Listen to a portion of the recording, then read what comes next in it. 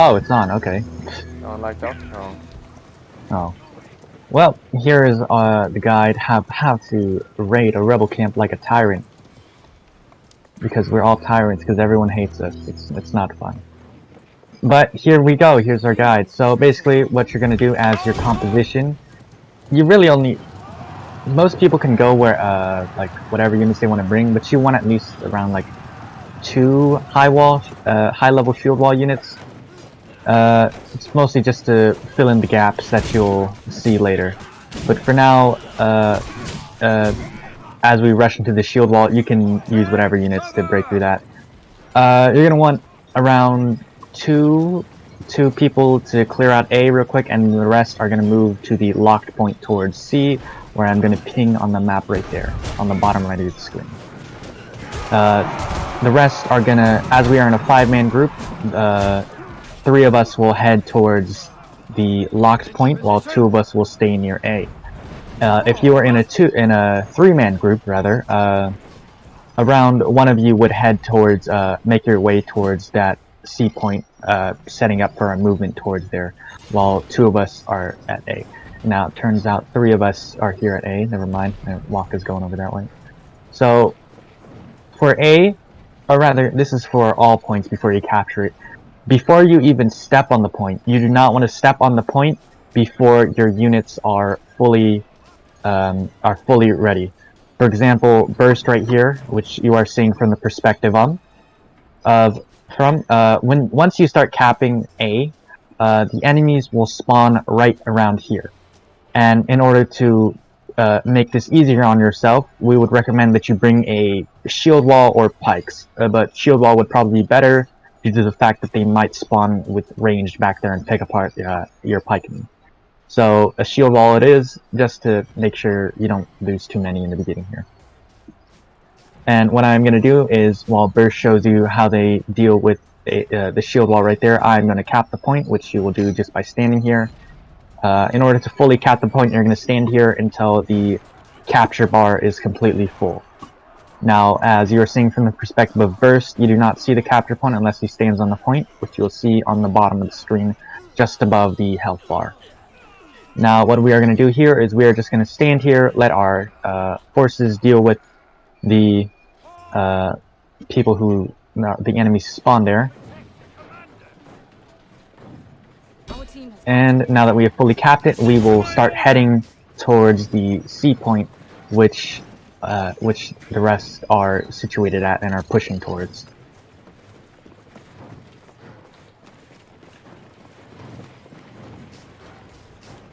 Now, usually if you were the person sent to the C point rather than the A point, you will be fighting quite a bit of forces on the way here. And the unit quality that you will be facing in these battles will depend on which type of rebel camp you are doing right now.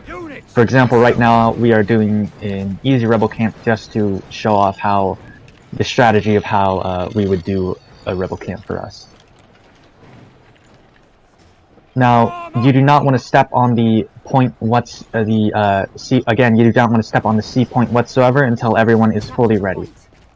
Now, first thing we're going to do is we're going to cap the supply point, which we just did, to heal our units of any who have taken damage. And we will start placing our shield walls up on the bridge over here, if Burst can show you this. There we go. There we go. On the, to make use of this choke point, we were using a shield wall right there. If you had pikes, you can also use pikes right there, but if you just have shield walls, you can just stack shield walls. Now, what we are showing you here is the watches that the enemy will spawn with. Burst is on one spot, and I am on another spot jumping to his right. This is where the 2 Hwacha spots will be. Now, these Hwachas will be firing on my shield wall down there if they were still alive. But since they are not alive, it's all fine, and we can stay on that shield wall and use it as a choke point.